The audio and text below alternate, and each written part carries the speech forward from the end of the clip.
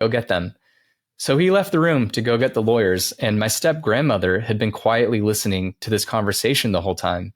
And she turned to me and said, Henry Kissinger thinks this is all fake. He thinks the box doesn't actually exist.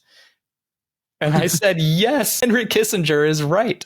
How do we have another former Secretary of State who was on the board of directors, who essentially had the exact same concern that I had, but all this pressure was being put on me, a low-level 24-year-old employee, when a board member had the exact same concerns?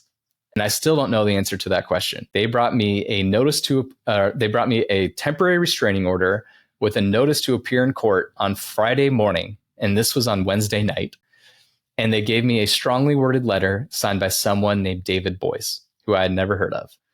And so I can tell this is not what I had agreed to. And we started arguing. And I was adamant that I had not spoken to the Wall Street Journal. Like, that was the only thing that I felt like I could stand on, was just sticking to that lie. And they said it was their jobs to figure out who the sources were, that it took them 5 minutes to figure me out. It was that obvious that I needed to admit that to them right then and there. And eventually my grandfather got upset and he stood up and kicked him out of the house. He said, you have to get out of my house. And so this is the lawyers.